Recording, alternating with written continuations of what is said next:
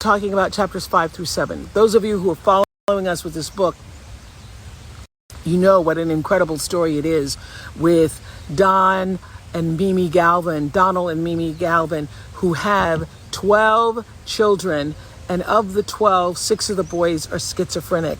And when they got married, they thought that their hard work for that picture-perfect family was going to be the thing. And then they realized that one by one, their children were becoming ill in an era when nobody even knew what it was or what schizophrenia was. Because there are so many myths and misconceptions about schizophrenia that we've learned from the movies or even from novels, I wanted to talk today with one of the top experts in the field. I mean, this doctor is the doctor. If you have someone in your family or you have schizophrenia, world-renowned expert. Joining us from his home in Boston is Dr. Dost Onger. Dost, he is the chief of the Psychotic Disorders Division.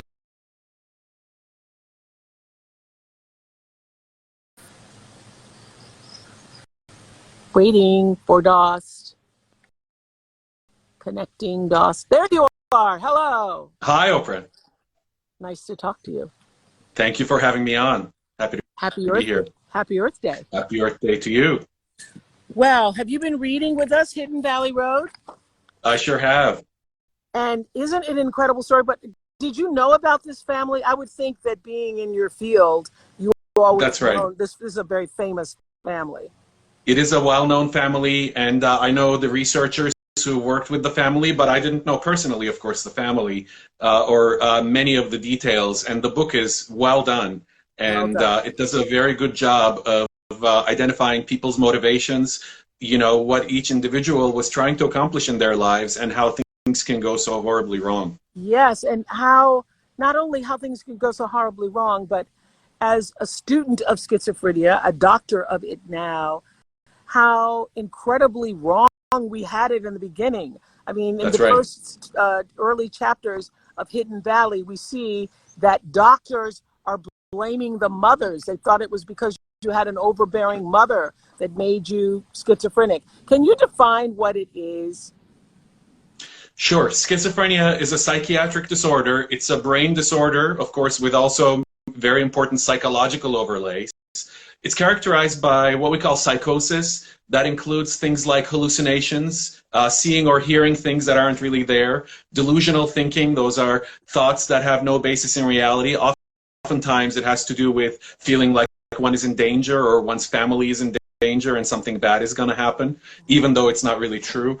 So that's levels of paranoia, right? The paranoia is an example of that. You got it. So it's paranoia. Do paranoia and schizophrenia go hand in hand? They do. Paranoia is one of the things that happens in a disease like schizophrenia. Not everybody who has psychosis has schizophrenia, but schizophrenia is one of the big ones. So sometimes we talk about psychotic disorders more broadly as well. And how common is it? How common is it? The fact that they have actually, six sons. Yeah. Of course, this family's special. It's not. This is, you know, something unusual happened in this family.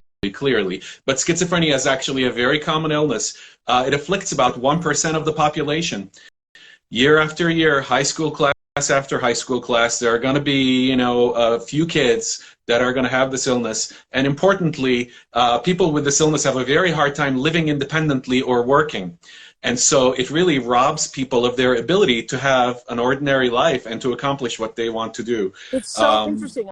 I'm going to interrupt because we have a short amount of time here for the next 15-20 minutes, but doesn't it normally show up around high school or around age 18 or 19, and is it more prevalent in boys?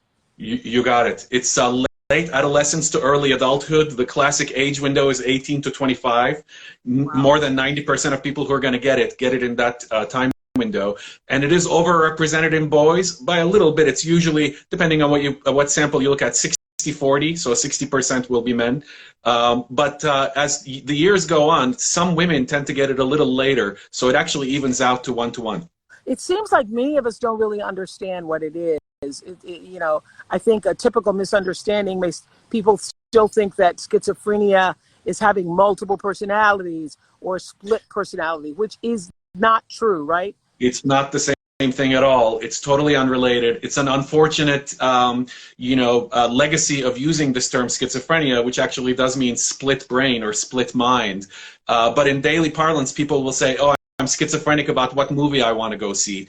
That's not what we're talking about here. It's not about multiple personalities or being of two minds. It's a severe brain illness, and it's typically relapsing, remitting, and it's typically lifelong. So this is not anything to trifle at. So if you have a schizophrenia, you're going to have it. It's not like it can be managed through medication, correct?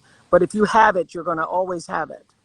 Medications help and therapy helps too, but that's right. There's people debate whether there is such a thing as being cured from schizophrenia. If it exists, it's extremely rare. Most people who have the problem, who can function very well and overcome a lot of the challenges, but they're going to live with it, and they always have to be on their guard managing the illness. Why is there so much shame and stigma surrounding this disease? We see this over and over again in Hidden Valley Road. I think for them in the beginning, they didn't know what it was, because in the 50s and 60s and even as late as the 70s, people still didn't understand it. Yeah, it's a long history there. You mentioned blaming the mother, and psychiatrists have looked at that over the ages, but the reality is how a family deals with it after it happens is more important than raising your child a certain way. We all have personalities, we all raise our children differently. That is not how somebody gets schizophrenia, but how a family reacts to it is important. Acknowledging the problem, trying to get help, being clear-eyed about what's going on, and not sweeping things under the rug is very important. Unfortunately, stigma gets in the way of that. So you're a leading researcher for this disease. What do we know today, and what do we still not know? Yeah, it's a great question. It's a complex disease. But there's no one gene for schizophrenia. There are literally hundreds of genes that are involved in small ways, and then all the life experiences that one builds. So it emerges over time. There's no one single story. It's a complex disorder, and what we really don't understand is how to make an impact on the trajectory. When somebody is getting it, can we intervene early and make a difference?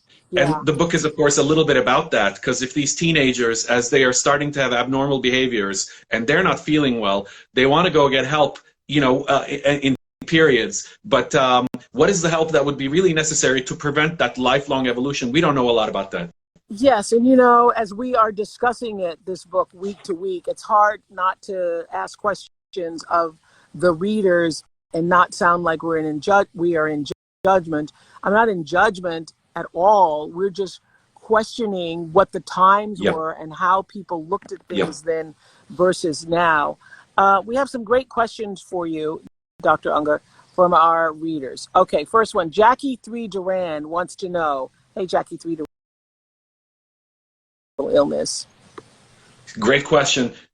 These are medical conditions. Trying to solve it through, coddling as a family or ignoring and sweeping it under the rug is not going to work. You need to get professional help. Psychiatrists are medical doctors, and they're usually the people who can address these issues.